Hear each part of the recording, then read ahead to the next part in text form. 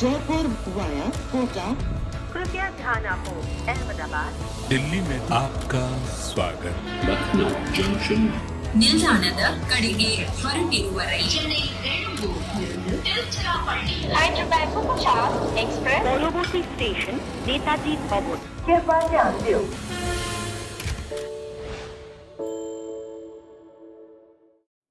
For all those who are watching, give yourselves a pat on the back. This is the place to be. Where else would you be on a really hot, balmy Thursday evening except Cricbuzz Live? This is where all the smiles are, and this is where we've got a debutant in Mr. Rohan Gavaskar, who is never nervous. He's always full of beans. And as we know in our sport, a debutant gets a debut cap. And to do the honours, we've got the legendary Shaun Pollock, who joins us from his comfortable palatial house in Durban. Mr. Pollock, I know you're too far geographically to give Rohan a debut cap, but I'm sure a few words of confidence for the young man here. Yeah, I'm trying to think back when I used to give out caps on debutants on the side. And what you used to say then is just do more of what you've done to get yourself into this position. So whatever, Rohan, you've done in Hindi, just bring it across to English and I'm sure you'll be great. Congrats. Welcome to the English party. Thank you, Polly. What I did in Hindi was a fantastic job. What I did in Hindi was let the senior players speak a lot more than I did. so expect to talk a lot more on this show today. You know, Shaun Pollock's known to introduce a lot of Hindi words as well. So as we go along on this show Polly Kaka, we'll expect a smattering of new Hindi words from you. You've got one for today already? No, I only got my stock standards. Chilo Jaldi, Shabash. All right. All those ones that I tend to pull up. Age, Upe. all the ones that I kind of remember. Enough to get by. Enough to get by. Right. Chalo Jaldi is the operative expression. That's what my producers told me as well. It says, stop mucking around, focus on the cricket. It is, of course, SRH versus KKR at the Rajiv Gandhi International Stadium in Uppal. Up first, let's take a look at the points table. Now, these two teams were expected to do a lot better. One has clearly underperformed in Hyderabad. Kolkata have been marred by injuries to their captain. Shakib Al Hasan never turned up. Leighton Das has gone home. It's just not gone to plan. Rohan, since you're the debutant, we'll let you open. These two teams have really struggled to find their identity, and Hyderabad seem to have really underperformed, because when you look at that lineup, they've got some solid players, don't they? Well, look, when you look at the Hyderabad team and before the start of this year's Tata IPL, if you had to pick one team which you would say, okay, listen, this team I think will do well, it would have been Sunrisers Hyderabad. But you're absolutely right, they've underperformed. I think some of their decision-making has been a little questionable. Some of the big players haven't really come to the party. And when your big players don't come to the party, you're always going to struggle. And I think that's been the case with Sunrisers Hyderabad this year. Polly, from a distance, I know you've watched a lot of T20 cricket. From a distance, have Hyderabad unpleasantly surprised you? Because they had a lot of arrows in their arsenal.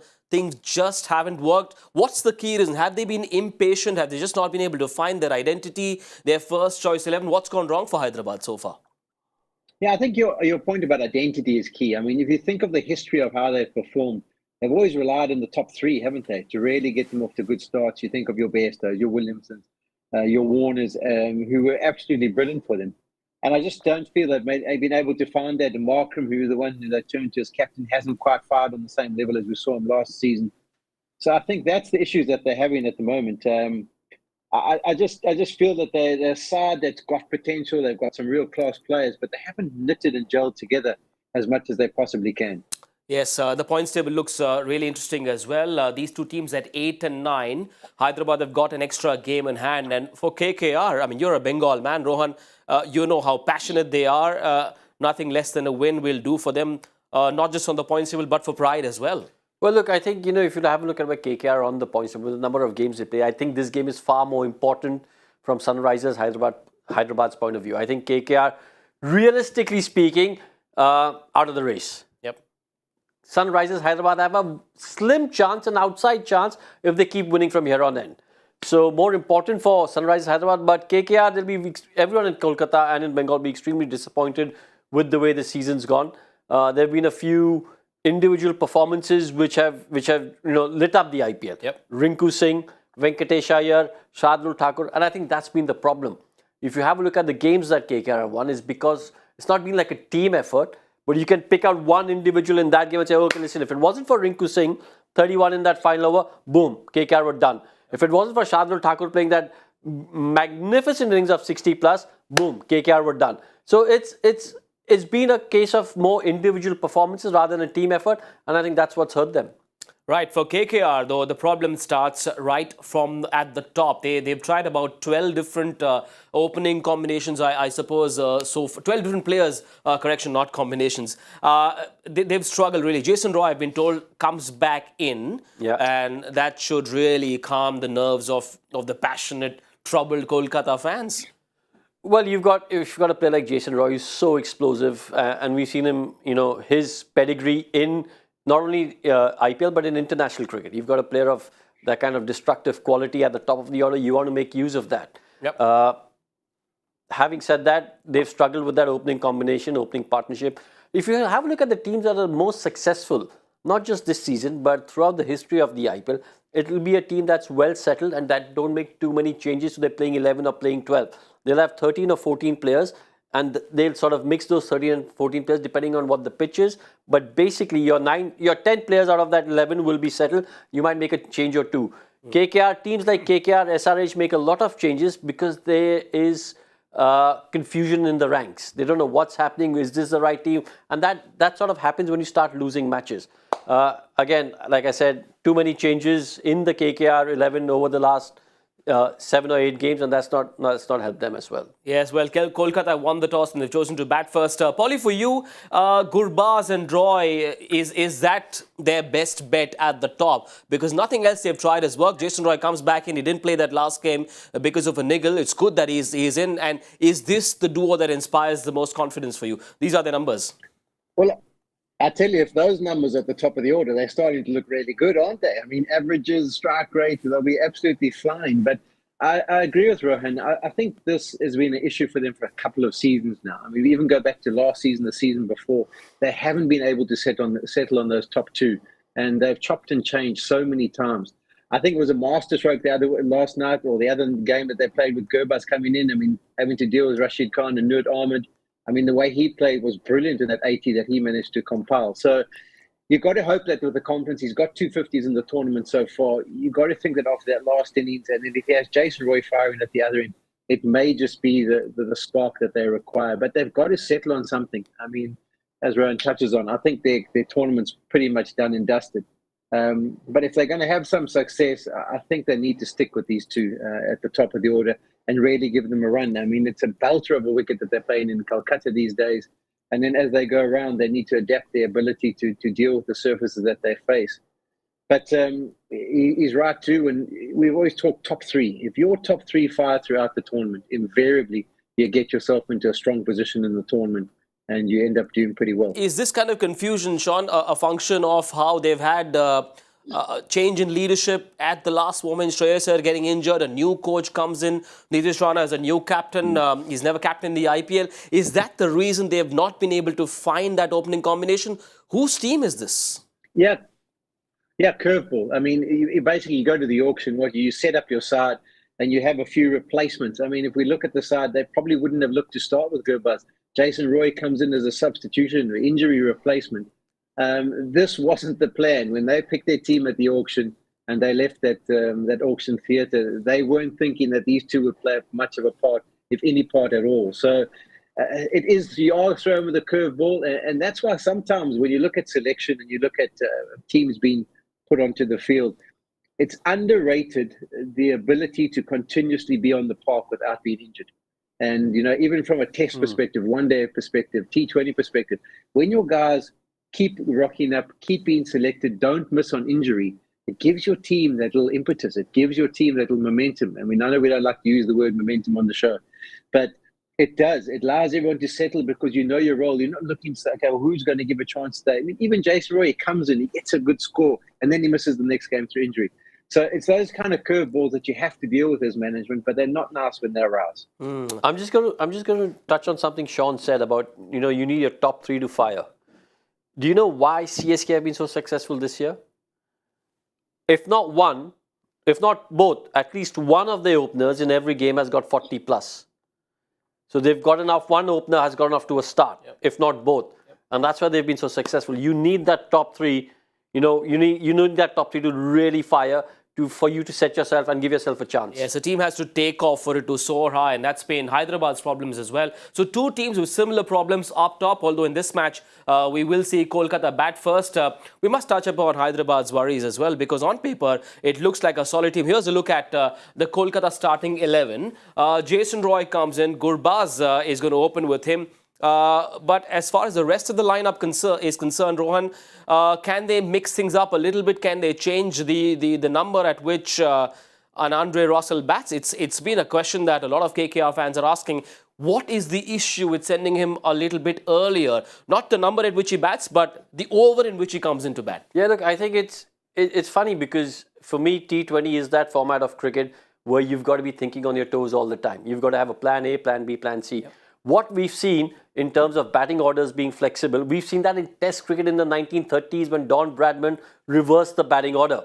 It was a wet pitch. He said, listen, I'm going to sell 11, 10, 9, 8 first. And then Australia went on to score 400 plus. So you've seen that strategy work in Test cricket. Now, in T20 cricket, when you're chasing a big score, you want who's going to win you the game? If you're chasing 230 plus, who's the most likely person to get 100 in about 40 balls and win the game? It's Andre Russell.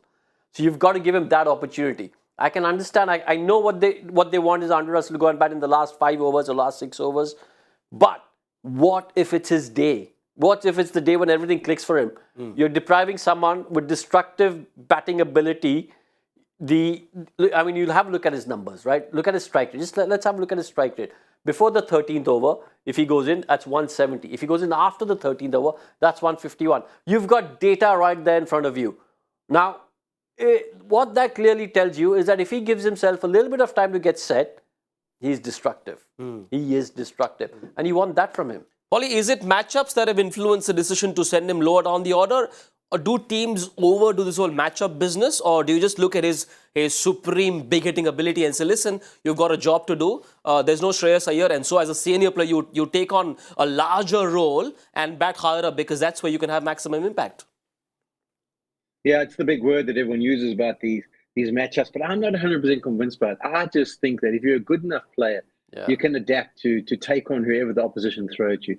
And I hate it when people are pigeonholed into they can only do a particular job and we're only going to allow them or expose them to that chance. I just think technically from his perspective, I think there's an issue. I think he's picking his bat up far too late. I actually sent a picture on the group chat of the Cricbuzz, obviously the internal commentators that come on, and he used to pick his bat up a lot earlier, particularly when he was facing the faster bowlers. He had set himself in position. And I just think he's not giving himself enough time. We see him rushed all the time when he's trying to play the big shots. So I'd be interested to know if someone has a word with him and says, listen, just give yourself a little bit more time. Get the bat in position, get it waiting, rather than having it down and picking it up late. But I think they do need big contributions from him. He hasn't quite fired. We haven't seen the fireworks that we're starting to see from a lot of the other players who struggled to get going.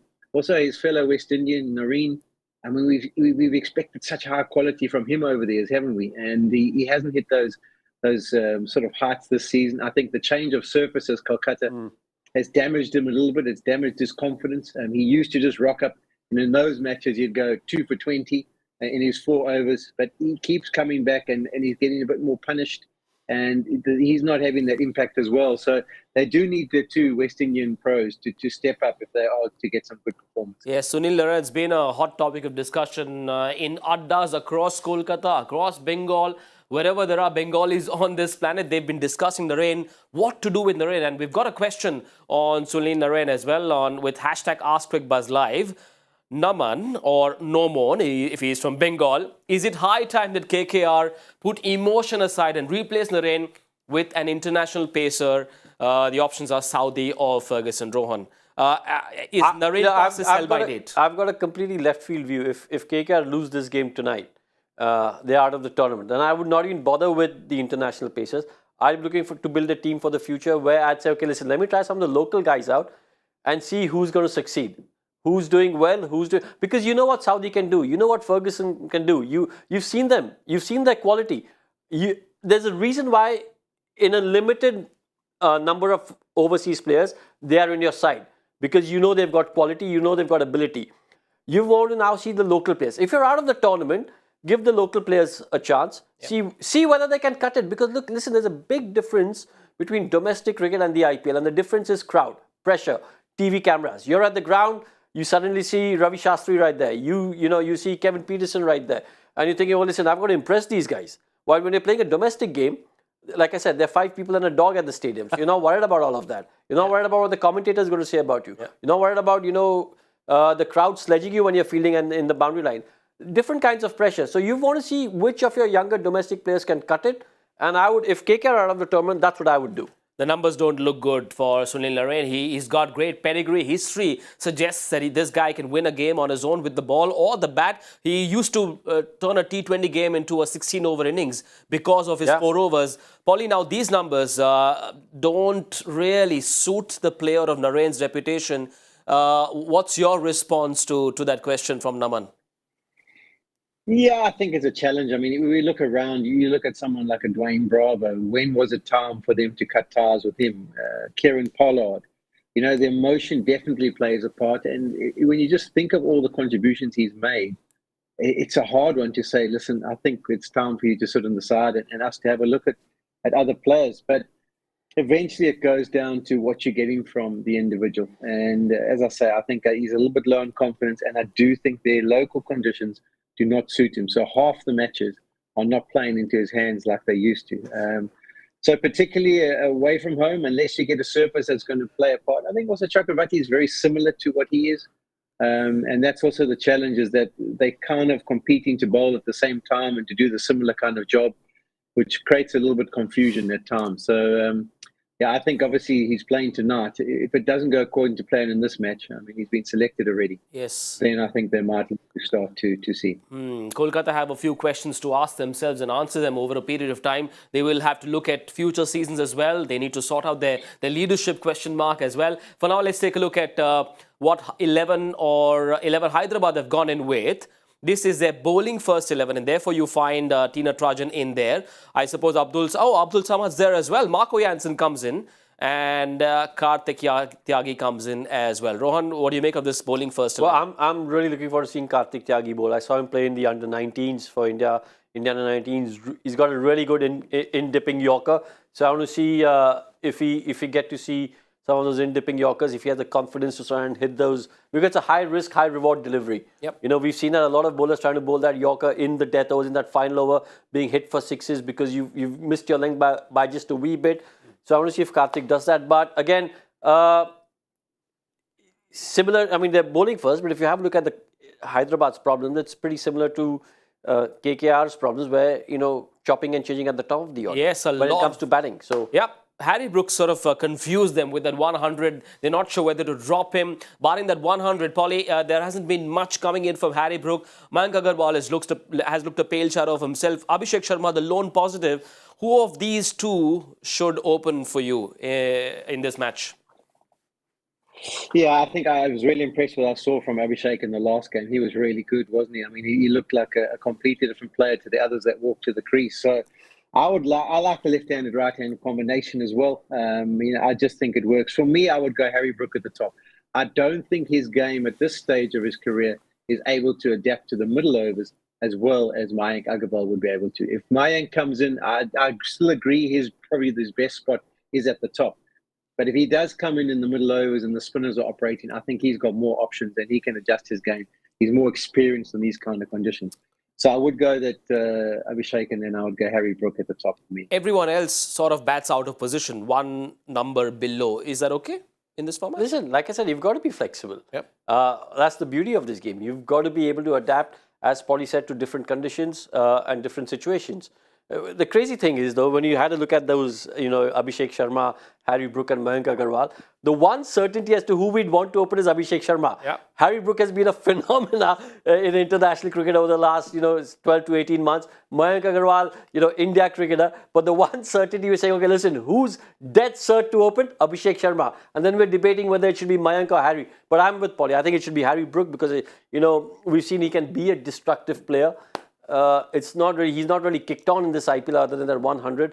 But if you're SRH, you're hoping, again, long-term view, you're hoping this is where, like I said, this tournament looking a little tough to qualify, but you're hoping Harry Brook gets all the experience that he needs in the remaining games, Indian conditions, IPL environment, and that will probably hold them in good stead in the future. So open with Harry. Before the tournament started, when cricket fans saw the Hyderabad squad, they said the one name that made them go wow was Aiden Markram. He had a stellar SA20 Polly, but he's just somehow looked lost. Is it leadership? Is it having to play in front of these crowds?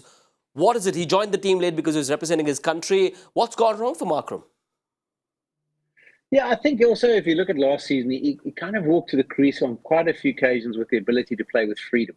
He hasn't been in that situation as much this year. And I mean, those facts and figures don't lie. He's only averaging 22. Strike rate is pretty similar. He's just got the 150, whereas he got two or three last year.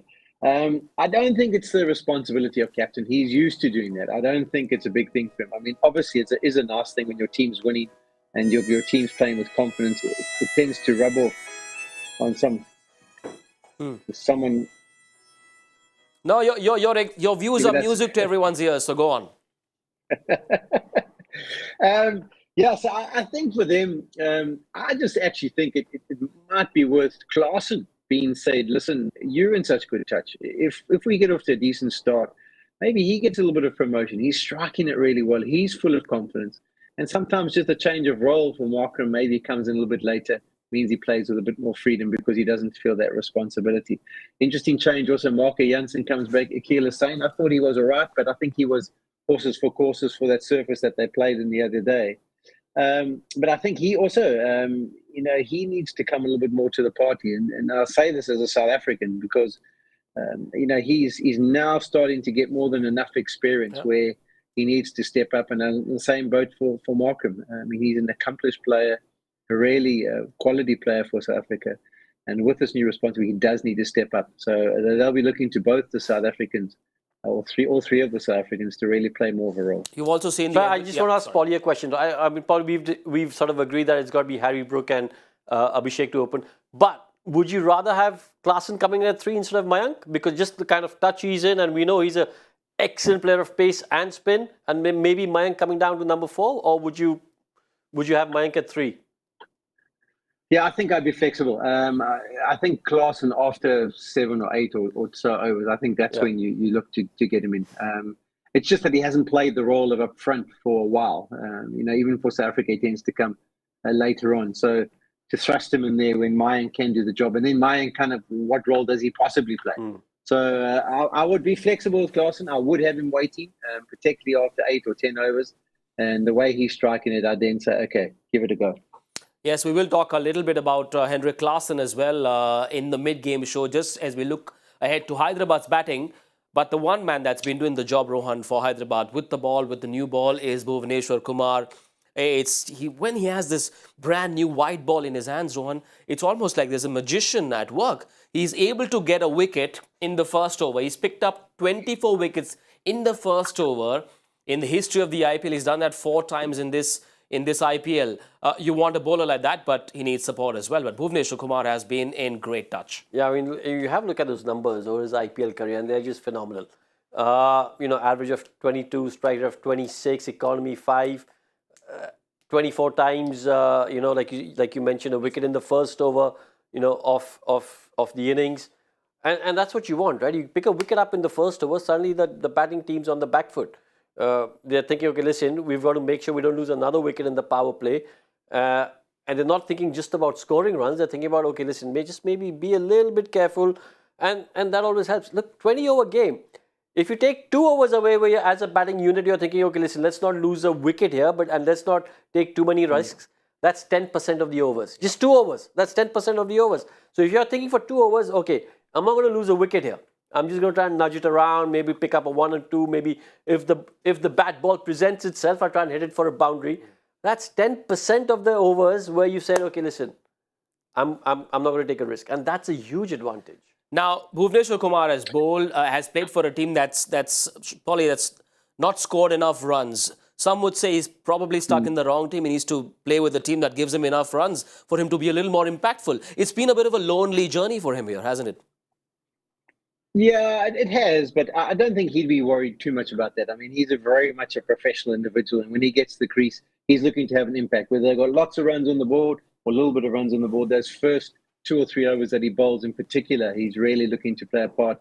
And it really warms my heart. There's been a few occasions, if I just think about it now, Ahmed Shami, his 2 performances with the new ball in his hand. Hardik Pandya had one of those. Arshdeep Singh, he bowled that one death over.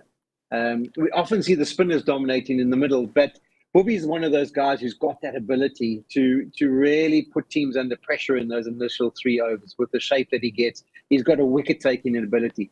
And that's when my heart gets warmed. I see so many opportunities, so many occasions where the bowlers are just looking to hang on by the skin of their teeth at any stage. So when there's a little island of opportunity and they dictate terms, that's what I really enjoy, and that's what Bobby can do. So I think he'll be looking to do that, whether they've got runs on the board or not. That's what his job is to do. And that's what he's got the ability to do. And he's a rare bowler in that he doesn't like to talk too much, even if he's bowled a good delivery. He just goes about his business quietly, which is a bit of a rarity these days in cricket, where players like to say things during and after the game. Well, we won't go there. What we will go to is the lone premier spinner in the Hyderabad lineup. They've gone in with Karthik Tyagi. There's Natarajan as well to support Bhuvneshwar Kumar. But Mayank Markanday has been a great story. In the last 3 seasons, he got to play only 6 matches. And he's played 6 this season already. Mayank Markanday has grown in stature, hasn't he, in this season where not much else has gone right for Hyderabad. Well, look, he's grabbed his opportunity with both hands. Yep. As you mentioned, hadn't played much over the last 4 seasons. This season also didn't really play the first 2 games. Came in the 3rd game, did really well, picked up that 4-4, and hasn't looked back. And that's all you can really do. Wait for your opportunity. You can work hard, practice hard, but when the opportunity comes, you've got to grab it with both hands, and that's exactly what he's done. Look, we've seen in the past that he's a quality bowler. We've seen him. It's no surprise that he's doing well in the IPL, because we've seen him do well in the IPL. So we know that he's got the ability to deliver the goods at this level. He's done well for Mumbai Indians, and that's where he really burst on the scene and sort of impressed one and all. And he's showcasing his skills once again here with Hyderabad. Polly, do you like the look of him? Mayank Markanday has done enough to grab your attention? I love the look of him. I mean, I've liked the look of him for a while, and I was a bit disappointed that he kind of went off the radar for a while. But, for most cricketers, there's a bit of a journey that you have to go on. You build your character by being left out, not playing as much as you want to, maybe not performing the way you like. So I always enjoy it when they learn from it, because you'll always face disappointments. You'll always have to face times of learning in your career. When you come out the other side slightly stronger, or even quite considerably stronger the way he's done, it is nice. It really is good, and he's the main man there now, and I think he's thoroughly enjoying it. From playing peripheral roles over the last few years. So I'm looking for another good performance from him tonight. The question, though, is for Aiden Markram is where to bowl him, because Kolkata have got Rana, they've got Rishabh, Venkatesh Ayers, lots of left-handers. Or are we making too much of a big deal about leg spinners shouldn't be bowling too much to left-handers? Polly, where are you on that one? Yeah, I agree. So it's another one where the people pigeonhole it. We've got to bowl spinners to left. It's like it can't be the case. I mean, I would hate to think that someone would have said to me in my career, listen, we've had a look at your stats and you're pretty good at bowling away swingers to right-handers, but you're pretty average against the lefties. So we're only going to bowl you. Well, no, give me the opportunity and let me improve my skills and let me find a way. I mean, he's got googlies, he's got deliveries that can trouble left-handers as well. So I wouldn't hope they read too much into that. And even if he has to come around the wicket, I mean, he's established enough now, and he's got enough confidence to be able to make that work. So, I'm not a huge fan. I do get the point that they like to have balls turning away, particularly when they're stopping. But come on, guys, at this stage, I'm sure those players are good enough to be able to still play a role. Right, go on, man. Bring out the googly and trouble the left-handers. It's a different kind of test. But there's another test for all of you, for me, for everyone else who is watching Cricbuzz Live. Joy factor is always to needle us and tell us that we do not know enough. Joy factor, it's a long question. Of the only 16 players to accomplish this feat in ODIs, one is a current franchise captain, one is the coach of that same franchise, and a third plays for the Kolkata franchise. What is the feat and who are the players? Was that question from Joy Bhattacharya or Christopher Nolan? Rohan, it's a tough one. Yeah, I'm Tough one lost. for a debutant. I'm lost. I mean, this seemed like a Mensa quiz. Yeah. You know, if you have an IQ over 140, that's only when you're eligible to answer this. It Look, seems like a Mensa Shaun quiz. looks a little more academically inclined than Rohan and I. You've got a lot of books in the background. Any idea what this question meant? No, I think he saves all his hard ones when I'm on the show. It's like really difficult. Yeah. I'm trying to think who the coach and captain. I mean, that's probably the biggest giveaway. If you find out who the coach and captain is, then you can maybe have a bit of a chance. You know, Gosh, questions Joy. like these can give Google.com an identity crisis.